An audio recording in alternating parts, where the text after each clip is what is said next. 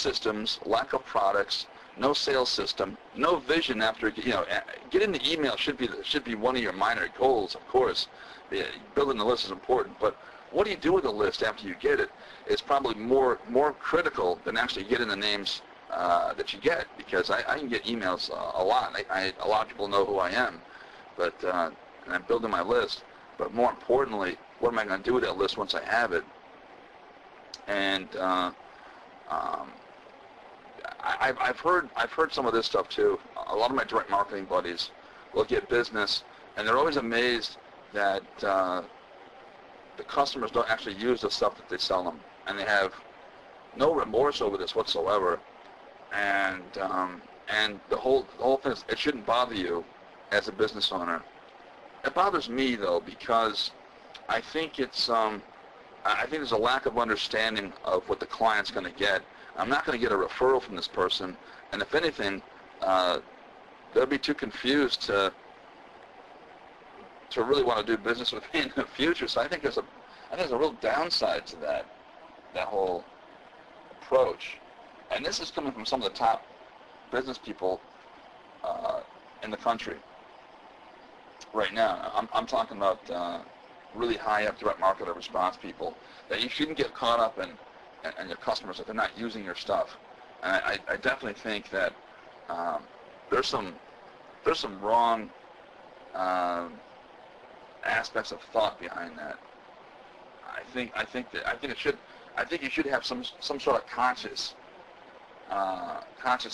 about what people are actually doing with your stuff, and whether or not you will get referred from that, because that's the life force of your business. It's very expensive, very frustrating, and it's very hard getting a new customer.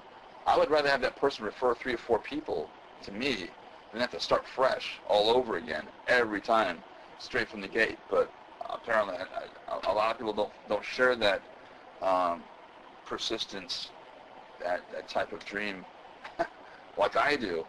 But I don't know. Maybe you like working hard or running in circles, and if you do, hats off to you. It's just a different way of going about things. But I like to have things a little more streamlined, if possible. And I've got some projects now that definitely fall in this new category, and I'll be going into that just a second. I got so much to say here. I got about 40 minutes to really belt it all out. So I'm really hoping that this is gonna, be enough. Because we may have to do like a 2-parter for this one, because there's so many different things I want to say. Now, you want to sell stuff to people. Here's what you need to contact real people. I think, like I said, I think this whole email thing is great, but there's something very cowardly about it, because you're not really dealing with a real person. I got to really hand it off to True Green, a lawn company that calls my mother every week, because they're trying to save some bonsai tree that she has, and they call her every week, and they want to really sell her this service, and they don't get it. We don't really need their service, but we've used some stuff from the hardware store that seems to work out pretty well, but yet they don't take no for an answer. So it seems almost that they have the same conversation week after week, and I really got to hand it to them for doing the live customer touch. Instead of being ballless and sending a robot to send over their weekly specials, which I think is another way of being very cowardly. So yes, I do find True Green very irritating and annoying, but yet as a marketer, I got to give them kudos, because they got enough chutzpah enough to call us live. There's a lot of appreciation from a marketing standpoint. These guys got guts. So even though, and they're persistent, I don't believe a lot of us out there are doing that. And Rick Ruby talks about that too, to an extent. You got to take massive action if you want to see some sort of results. And I'm not necessarily thinking that online is probably the best way.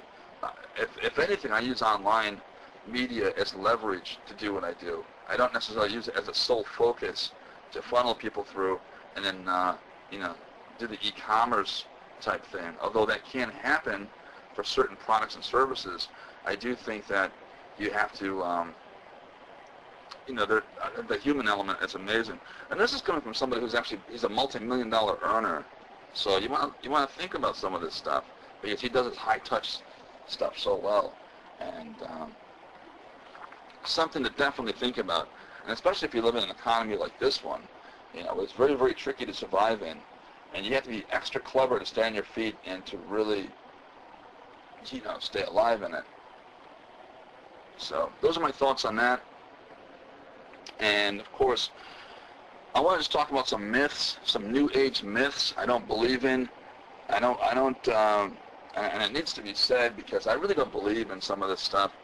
Number one, the paperless office. I've been hearing this since my dungeon days in the Sears Tower 15 years ago, and it hasn't happened yet.